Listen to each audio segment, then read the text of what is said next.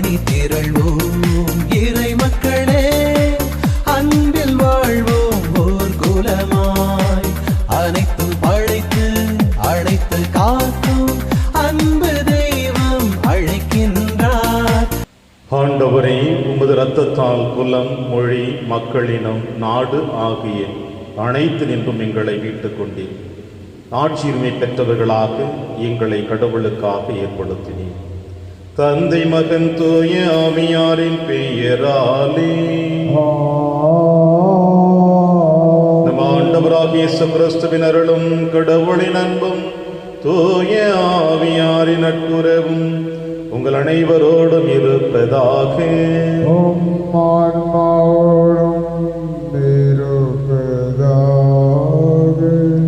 தம் உயிரை காக்க வழி தேடுவோர் அதை இழந்து விடுவர், தம் உயிரை இழப்பவரோ அதை காத்துக் கொள்வார் என்று ஆண்டவர் இயேசு கிறிஸ்து நற்செய்தி வாசகத்தின் வழியாக நமக்கு வெளிப்படுத்துகிறார்.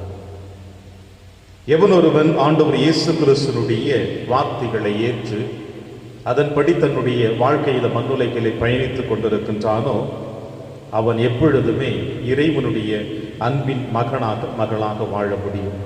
அவன்தான் இந்த மன்னகத்தை விட விண்ணகத்திலே தன்னுடைய உயிரை பாதுகாத்துக் கொள்வான் என்று இயேசு சொல்லுகிறார். நமக்காக சிலுவை மரத்தை சுமந்து கல்வாரி நோக்கி சென்று நம் ஒவ்வொருவருடைய மீட்பிற்காக தன்னையே தாரை வார்த்து கொடுத்தவர் நம் ஆண்டவர் இயேசு கிறிஸ்து. எனவே அவருடைய இந்த அற்புதமான மீட்பின் செயல்களை நினைவு கூறுகின்ற தருணத்தில் நம்முடைய பாவங்கள் நினைத்து இந்த திருப்பலியிலே பக்தியோடு இந்த திருப்பலியிலே நாம் அனைவரும் பங்கெடுப்போம். மேலுமாய் இந்த திருப்பலியானது ஆல்பர்ட் லூர்து அருள் செல்வி தங்களுடைய 10வது ஆண்டு திருமண ஆண்டை நிறைவு செய்து 11வது ஆண்டிலே அடியெடுத்து வைத்திருக்கின்ற இந்த தம்பதியர்களை இறைவன் நிறைவாக ஆசீர்வதிக்கும்படியாகும், இவருடைய தேவைகளை பூர்த்தி செய்யும்படியாகும், இவர்களுடைய மகள் ஆரோக்கிய டாலியாவுடைய கல்வி வளர்ச்சிக்காகவும் குழந்தைகளுடைய எதிர்கால வாழ்வு ஆண்டவரால் ஆசீர்வதிக்கும்படியாகும் இந்த திருப்பலியானது ஒப்பு கொடுத்து செபிக்கப்படுகிறது. திருப்பலி ஒப்பு கொடுக்க தகுதி பெறும் பொருள் நம்முடைய பாவங்களை ஏற்று மனம் வருந்துவோம், இறைவனின் மன்னிப்பை பெறுவோம்.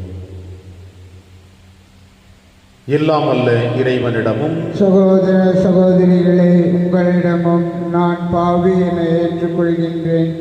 ஏனெனில் என் சிந்தனையாலும் சொல்லாலும் செயலாலும் கடமையில் தவறியதாலும் பாவங்கள் பல செய்தேன். என் பாவமே, என் பாவமே, என் பெரும் பாவமே. ஆகையால் இப்போதும் கன்னியான புனித மரியாவையும் வானதூதர் புனிதர் அனைவரையும் சகோதர சகோதரிகளே உங்களையும் நம் இறைவனாகிய ஆண்டவரிடம் எனக்காக வேண்டிக் கொள்ள மன்றாடுகின்றேன். எல்லாம் உள்ள இறைவன் நம் மீது இரக்கம் வைத்து நம் பாவங்களை மன்னித்து நம்மை நிலை வாழ்விற்கு அழைத்து செல்வதாக. ஆமென். ஆண்டவரே இரக்கமாயிரும். ஆண்டவரே இரக்கமாயிரும். கிறிஸ்துவே இரக்கமாயிரும். கிறிஸ்துவே இரக்கமாயிரும். ஆண்டவரே இரக்கமாயிரும். ஆண்டவரே இரக்கமாயிரும். மன்றாடுவமாக.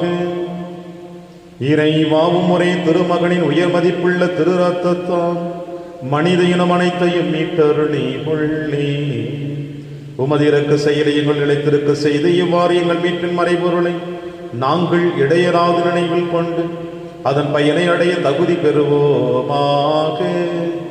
உம்மோடும் தூயாவியாரின் ஒன்றைப்பில் இறைவனாய் என்றென்றும் வாழ்ந்து ஆட்சி செய்கிற எங்கள் ஆண்டவர் இயேசு கிறிஸ்து வழியாக உம்மை மன்றாடுகின்றோம்.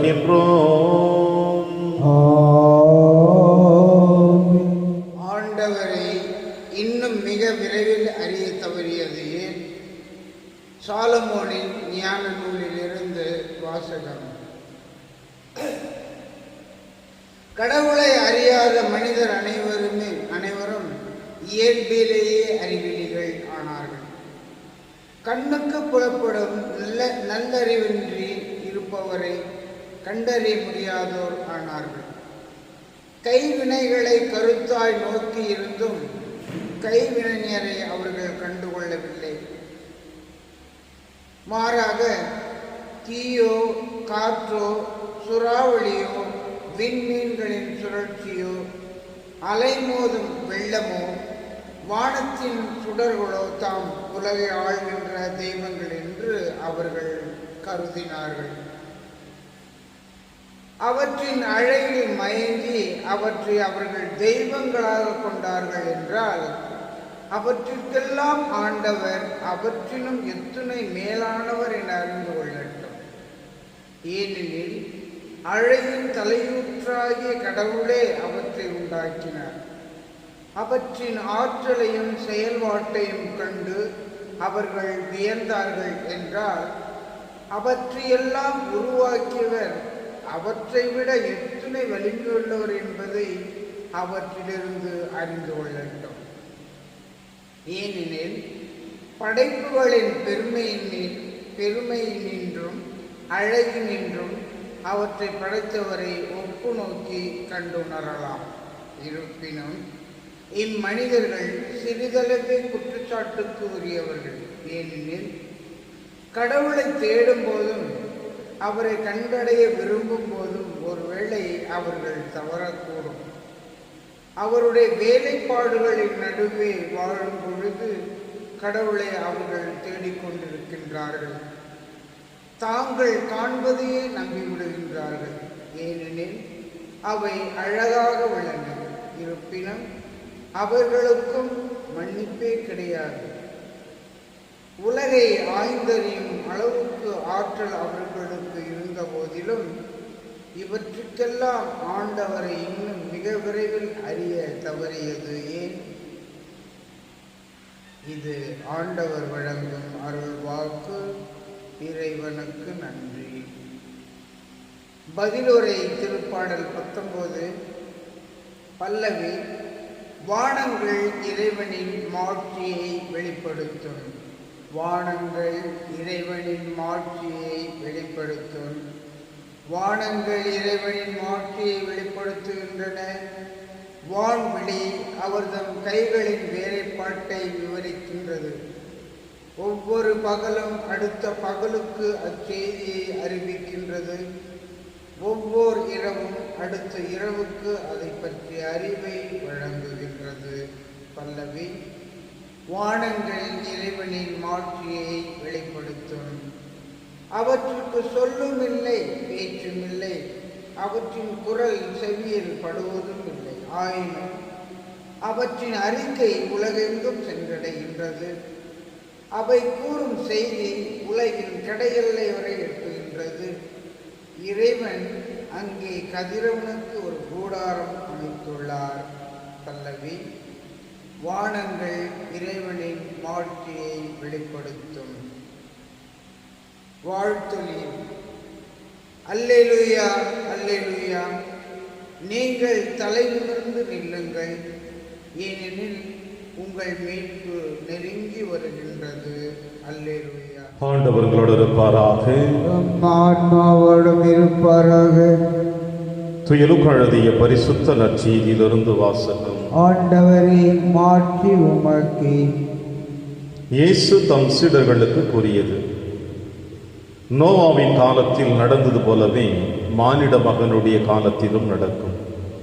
நோவா பேழைக்குள் சென்ற நாள் வரை எல்லோரும் திருமணம் செய்து கொண்டும் உண்டும் குடித்தும் வந்தார்கள். வெள்ளப்பெருக்கு வந்து அவர்கள் அனைவரையும் அழித்தது. அவ்வாறே லோத்தின் காலத்திலும் நடந்தது. மக்கள் உண்டார்கள், குடித்தார்கள், வாங்கினார்கள், விற்றார்கள், நட்டார்கள், கட்டினார்கள். லோத்து சோதோமை விட்டு போன நாளில் விண்ணிலிருந்து பெய்த தீயும் கந்தகமும் எல்லோரையும் அழித்தன. மானிட மகன் வெளிப்படும் நாளிலும் அப்படியே நடக்கும். அந்நாளில் வீட்டின் மேல்தளத்தில் இருப்பவர் வீட்டில் உள்ள தம் பொருட்களை எடுக்க கீழே இறங்க வேண்டாம். அதுபோலவே வயலில் இருப்பவர் திரும்பி வர வேண்டாம். லோத்தின் மனைவியை நினைத்துக் கொள்ளுங்கள். தம் உயிரை காக்க வழி தேடுவோர் அதை இழந்து விடுவர், தம் உயிரை இழப்பவரோ அதை காத்துக் கொள்வர்.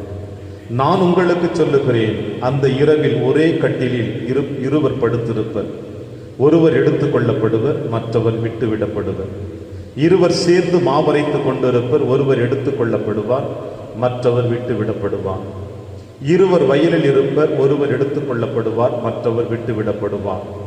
அவர்கள் இயேசுவை பார்த்து, ஆண்டவரே, இது எங்கே நிகழும் என்று கேட்டார்கள். அவர் அவர்களிடம், பிணம் எங்கே இருக்கிறதோ அங்கேயே கழுகுகளும் வந்து கூடும் என்றார். ஆண்டவரின் அருள்வாக்கு. கிறிஸ்துவே, உமக்கு புகழ்.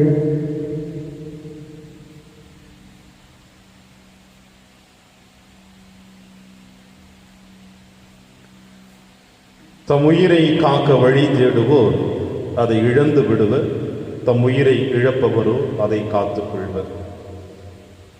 கிறிஸ்து இயேசுவில் எனக்கு பிரியமான அன்புமிக்க சகோதர சகோதரிகளே,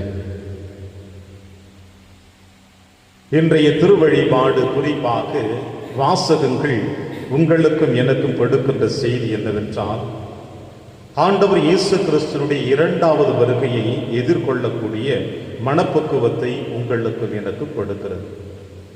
இயேசுவின் இரண்டாவது வருகையிலே நாம் நம்மை எப்படி தயார் செய்ய வேண்டும்? ஏறக்குறைய 5ஆம் நூற்றாண்டிலே தூங்காதவர்கள் என்ற ஒரு குழுவினர் வாழ்ந்து வந்தார்கள் என்று வரலாற்று செய்தி சொல்லுகிறது. அலெக்சாண்டர் என்பவர் ஏறத்தாழ 300 பேரை சேர்த்து கொண்டு இந்த தூங்காதவர்கள் என்ற குழுவினர்களிலே 300 நபர்களை சேர்த்து கொண்டு இயேசுவின் வருகை எந்த நேரத்தில் வரும் என்று தெரியாது, எந்த நேரத்தில் வேண்டுமானாலும் நிகழாம், எனவே நீங்கள் அனைவருமே 2 குழுக்களாக பிரிந்து ஒரு குழுவினர் காலை நேரத்தில் ஜெபமும் மற்றொரு குழுவினர் இரவு நேரத்திலும் ஜெபம் ஜெபித்துக் கொண்டிருக்க வேண்டும். ஏனென்றால் இயேசு எந்த நேரத்தில் வருவார் என்பது நமக்கு தெரியாது என்று சொல்லி இந்த தூங்கா குழுவினர் என்ற ஒரு குழுவை அவர் அமைத்து வைத்தார். இது எதை குறிக்கிறது என்றால், ஆண்டவர் இயேசு கிறிஸ்து சொன்னது போல இரண்டாவது வருகை நிச்சயமாக நடைபெறும். ஆனால் எப்பொழுது, எங்கே, எப்படி என்பதுதான் இன்று வரை வேதத்தில் காண முடியாத ஒரு செய்தியாக இருக்கிறது. எனவே நாம் அவருடைய வருகைக்காக காத்து கொண்டிருக்கிற தருணத்தில் நம்மை நாம் எப்படி தயார் செய்ய வேண்டும் என்பதையே இன்றைய நற்செய்தி வாசகம் உங்களுக்கும் எனக்கும் கொடுக்கிறது. என்னவென்றால், நோவா, லோத்து, இந்த 2 நபர்களுமே நாம் எப்படி இயேசுவை தயார் செய்து ஏற்றுக்கொள்ளக்கூடிய மனநிலை நமக்கு வேண்டும். நோவா எந்த அளவிற்கு தயார் செய்தார், லோத்து எந்த அளவிற்கு தயார் செய்தார்.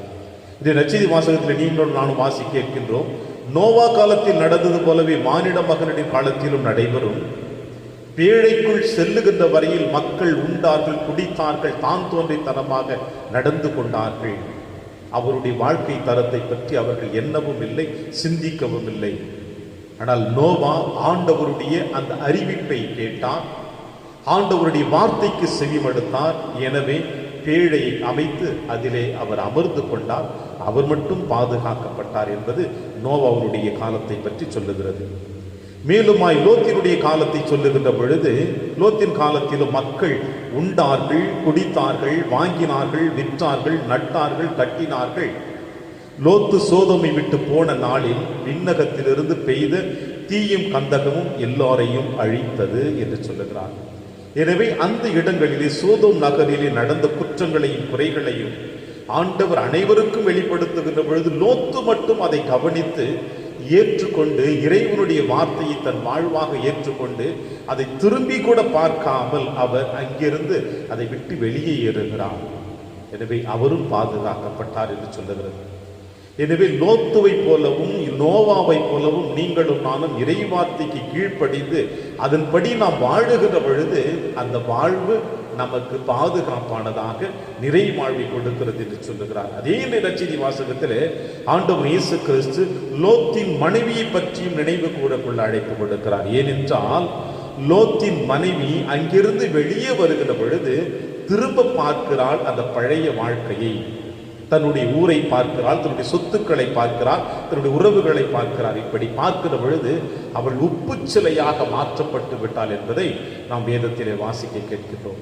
இது எதை குறிக்கிறது என்றால், ஆண்டவர் இயேசு கிறிஸ்து தன்னுடைய பணி வாழ்விலை சொல்லுவார், கலப்பையின் மீது கை வைத்தவன் திரும்பி பார்க்கலாகாது என்று சொல்லுகிறார். இறைவார்த்தை கேட்டு அதன்படி வாழ விரும்புகிறவர்கள் எதிர்கால வாழ்வை நோக்கி பயணிக்க வேண்டுமே ஒழிய கடந்த கால வாழ்வை நோக்கி பின்னோக்கி பார்த்து கொண்டே இருந்தால் எதிர்கால வாழ்வை நோக்கி நாம் பயணிக்க முடியாது. நோவாவும் லோத்தும் எதிர்கால வாழ்க்கையை நோக்கி பயணித்தார்கள். லோத்தினுடைய மனைவி கடந்த கால வாழ்க்கையை திரும்பவும் இந்த உலகத்தை பற்றி சிந்திக்க திரும்பினாள். அவள் உப்பு சிலையாக மாற்றப்பட்டாள். எனவேதான் இயேசு சொல்லுகிறார், எனவே தன் உயிரை காக்க வழி தேடுவோர் அதை இழந்து விடுவர், தம் உயிரை இழப்பவரோ அதை காத்துக் கொள்ளுவர். இந்த மண்ணுலகிலே எதையெல்லாம் நாம் இயேசுவின் பெயரால் இழக்கிறோமோ அதையெல்லாம் விண்ணகத்திலே அவர் பல மடங்காக திருப்பி கொடுப்பார் என்ற செய்தி இன்று நமக்கு கொடுக்கப்படுகிறது. எனவே பிரியமான தேவ பிள்ளைகளே, இது ஆண்டவர் இயேசு கிறிஸ்துவினுடைய இரண்டாவது வருகைக்காக நம்மையே நாம் தயாரித்துக் கொண்டிருக்கின்ற தருணம் இது. அதோடு ஆண்டின் பொது காலத்தை நிறைவு செய்து இன்னும் ஒரு சில வாரங்களிலே இயேசுவின் திருவருகை காலத்திலே நாம் நுழையக்கூடிய தருணங்களும் இது. எனவே இனி வருகின்ற காலங்களிலே உங்களுக்கும் எனக்கும் அன்னையாம் திருச்சபை கொடுக்கக்கூடிய நற்செய்தி வாசகம் எதுவென்றால் இயேசுவின் வருகையை பற்றி நாம் சிந்திக்கக்கூடிய வாசகங்களாகத்தான் இருக்கிறது. எனவே எதை குறிக்கிறது என்றால் நாம் நம்மை தயார் செய்து கொள்ள வேண்டும். வயலில் இருவர் இருப்பர், ஒருவர் எடுத்துக் கொள்ளப்படுவார். கட்டிலில் இருவர் படுத்துக் கொண்டிருப்பார், ஒருவர் எடுத்துக் கொள்ளப்படுவார். மாவரைத்துக் கொண்டிருப்பர் இருவர், அவரில் ஒருவர் எடுத்துக் கொள்ளப்படுவார் என்று சொல்லுகிற பொழுது ஆண்டவர் இயேசு கிறிஸ்து எப்பொழுதுமே நாம் தயார் நிலையில் இருக்க வேண்டும்.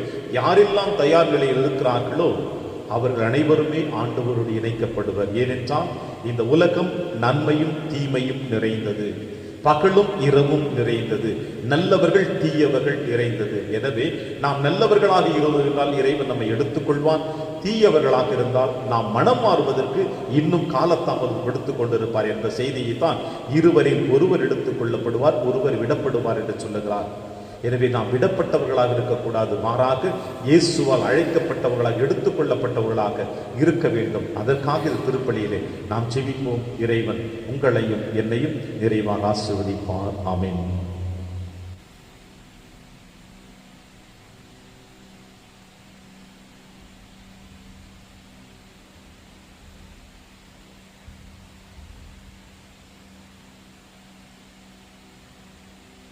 ஆண்டவரை அனைத்துலக நிறைவானில் வாழ்த்து பெறுவீராக. ஏழு வல்லமையிலிருந்து நாங்கள் இந்த அப்பத்தை பெற்றுள்ளோம். நிலத்தின் விளைவு மனித உழைப்பின் பயன்மான அப்பத்தை முகப்பு கொடுக்கிறோம். இது எங்களுக்கு வாழ்வளிக்கும் அப்பமாக மாறும். இறைவன் என்றென்றும் வாழ்த்து பெறுவாராக.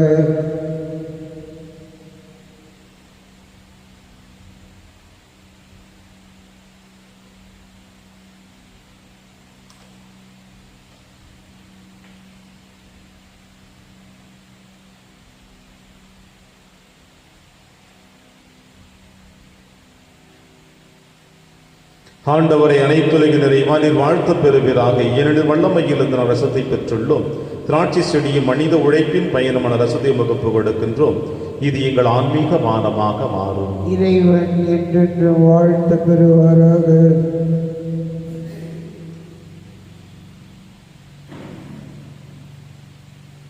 சகோதர சகோதரிகளை, என்னுடையதும் உங்களுடையதுமான இப்பலி இல்லாமல தந்தையாக இறைவனுக்கு ஏற்றதாக்கப்படி செபியுங்கள்.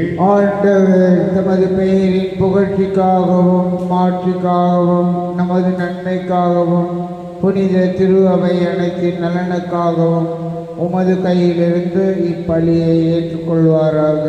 ஆண்டவரே, மாண்புக்குரிய உமது திருமுன் எங்கள் காணிக்கைகளை படைத்துள்ளோம். புதிய உடன்படிக்கை இணைப்பாளராக இயேசுவிடம் நாங்கள் இம்மறைநிகள் வழியாக வந்தடையவும் எம் மீது தெளிக்கப்பட்ட அவருடைய மீட்பளிக்கும் இரத்தத்தால் புதுப்பிக்க பெறவும் அருள்வீராக. எங்கள் ஆண்டவராகிய கிறிஸ்து வழியாக உம்மை மன்றாடுகின்றோம்.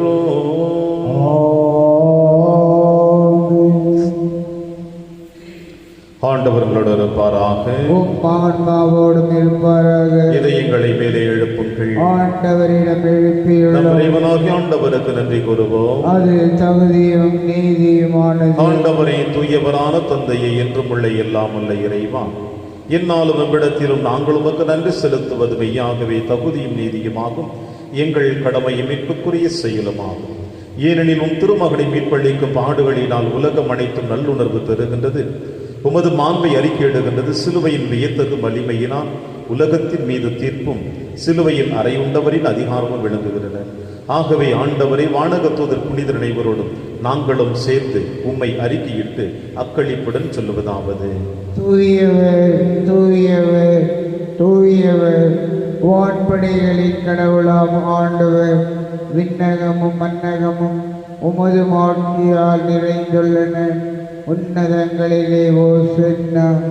ஆண்டவர் பெயரால் வருகிறவர் ஆசி பெற்றவர். உன்னதங்களிலே ஓசன்னா.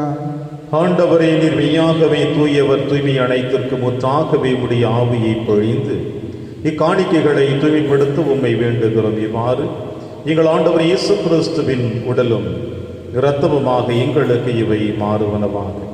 அவர் பாடுபட உளம் கணிந்து தம்மை கையளித்தபோது அப்பத்தை எடுத்து நன்றி செலுத்தி அதை விட்டு தம் சீடருக்கு அளித்து அவர் கூறியதாவது, அனைவரும் இதிலிருந்து பெற்று உண்ணுங்கள், ஏனெனில் இது உங்களுக்காக கையளிக்கப்படும் என் உடல்.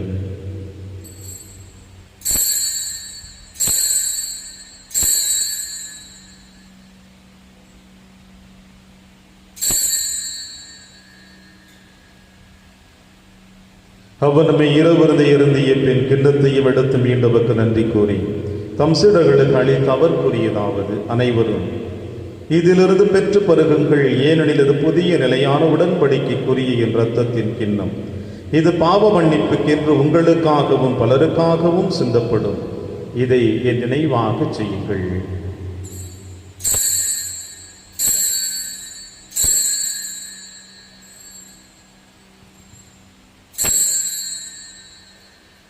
நம்பிக்கையின் மறைபொருள்.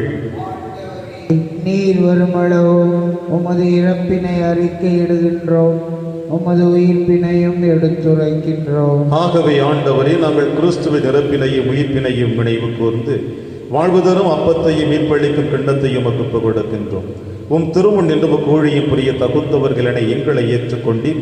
எனவே உமக்கு நன்றி செலுத்துகின்றோம். மேலும் கிறிஸ்துவின் உடலிலும் இரத்தத்திலும் பங்கு கொள்ளும் எங்களை தூய ஆவியார் ஒன்று சேர்க்க வேண்டும் என உம்மை தாழ்மையுடன் மன்றாடுகிறோம். ஆண்டவரே, உலகெங்க பரவியிருக்கும் திரு அவை நினைவு கூர்ந்தருளும். எங்கள் திருத்தந்தை பிரான்சிஸ், எங்கள் ஆயர் ஆண்டனி சுவாமி, எல்லா திருநிலையராக அனைவரோடும் உமது திரு அவை அன்பில் நிறைவு பெற செய்தருளும். மேலும் உயிர்த்தெழும் எதிர்நோக்குடன் துயில் கொள்ளும் எங்கள் சகோதர சகோதரிகளையும் இறந்தோர் அனைவரையும் இரக்கத்துடன் கொண்டு திரும்பொழில் ஏற்றருளும். எங்கள் அனைவர் மீதும் இரக்கமாயும். கடவுளின் கன்னித்தாயான புனித மரியா, அவருடைய கணவரான புனித யோசேப்பு, புனித திருத்தூதர்கள், புனித பிரான்சிஸ் சேவேரியார், புனித கஸ்பார் மற்றும் இவ்வுலகிலும் மக்குவந்தவராயிருந்தாகிய புனிதர் அனைவருடனும் நாங்கள் நிலைவாழ்வில் பங்கு கொள்ளும் தகுதி பெற்று உம் திருமகன் இயேசு கிறிஸ்து வழியாக உம்மை புகழ்ந்தேத்து மரபருள உம்மை மன்றாடுகின்றோம்.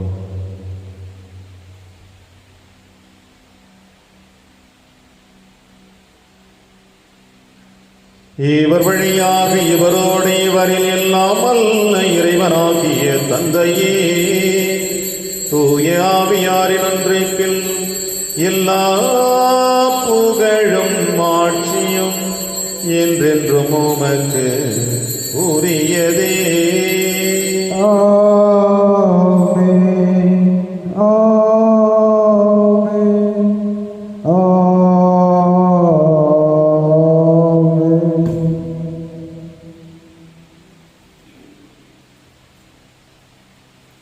மீட்பரின் கட்டளையால் கற்பிக்கப்பட்டு இறை படிப்பினையால் பயிற்சி பெற்ற நாம் அனைவரும் துணிந்து செல்வோம். விண்ணுலகில் இருக்கிற எங்கள் தந்தை, உமது பெயர் தூயது என போற்ற பெறுக. உமது ஆட்சி வருக. உமது திருவுளம் விண்ணுலகில் நிறைவேறுவது போல மண்ணுலகிலும் நிறைவேறுக. எங்கள் அன்றாட உணவை இன்று எங்களுக்கு தாரும். எங்களுக்கு எதிராக குற்றம் செய்வோரை நாங்கள் மன்னிப்பது போல எங்கள் குற்றங்களை மன்னியும். எங்களை சோதனைக்கு உட்படுத்தாதேயும், தீமையிலிருந்து எங்களை விடுவித்தருளும். ஆண்டவரை, தீமை அனைத்திலும் இருந்து எங்களை விடுவித்து எங்கள் வாழ்நாளில் அமைதியை கனிவுடன் அருள உம்மை மன்றாடுகிறோம். உமது இரக்கத்தின் உதவியால் நாங்கள் பாவத்திலிருந்து எப்பொழுதும் விடுதலை பெற்று யாதொரு கலக்கமுமின்றி நலமாய் இருப்போமாக.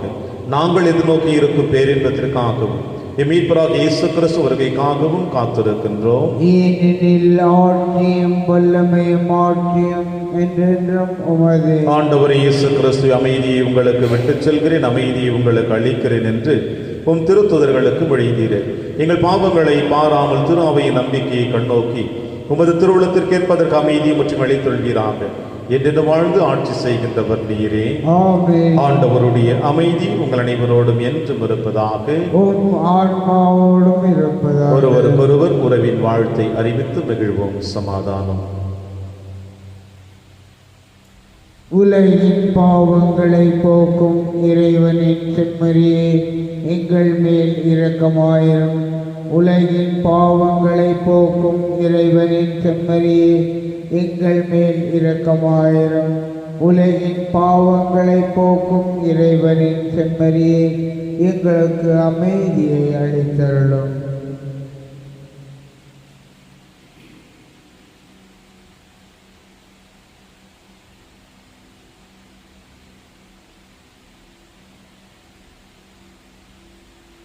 இதோ இறைவனின் செம்மறி, இவரை நம் அனைவரின் பாவங்களை போக்குகின்றவர்.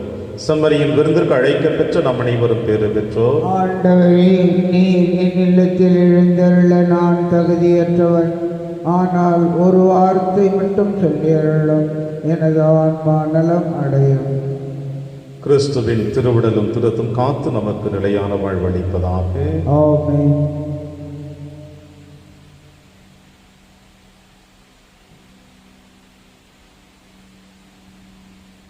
கிறிஸ்துவின் ஆன்மாவே என்னை புனிதமாக்கும்.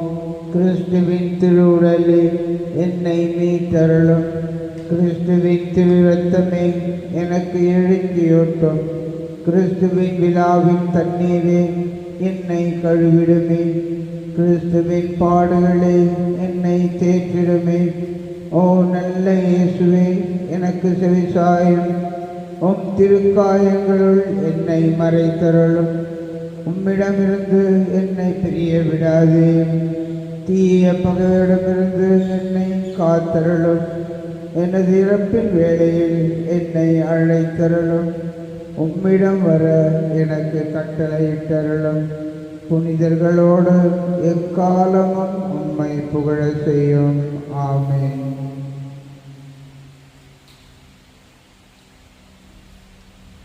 நாம் போற்றும் திருக்கிண்ணம் கிறிஸ்துவின் ரத்தத்தில் பங்கு கொள்ளுதலாகும். நாம் பிடும் அப்பம் கிறிஸ்துவின் உடலில் பங்கு கொள்ளுதலாகும். நன்றி கூறி மன்றாடுவோமாக. ஆண்டவரை மீட்பளிக்கும் உணவான பானத்தால் ஊட்டம் பெற்றுள்ள நாங்கள் எங்கள் மீட்பரின் திரு ரத்தத்தால் தோய்க்கப்பட உம்மை வேண்டுகின்றோம். அது எங்களுக்கு நிலைவாழ்வளிக்க பெருக்கெடுக்கும் நீரூற்றாய் இருப்பதாக. எங்கள் ஆண்டவராகிய கிறிஸ்து வழியாக உம்மை மன்றாடுகின்றோம். ஆண்டவர் உங்களோடு இருப்பாராக.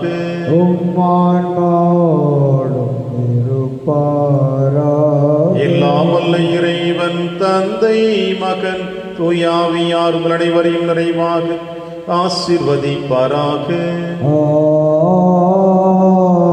சென்று வாழுங்கள். திருப்பலி நிறைவேறிற்று. இறைவனுக்கு நன்றி. புனிதர் பாப்பா இயேசுவின் இருதயமே என்றும் இறங்கிடும் அருள்மயமே, உந்தன் ஆசியும் அருளும் சேர்ந்து வந்தால் எங்கள் ஆனந்தம் நிலை பெறுமே.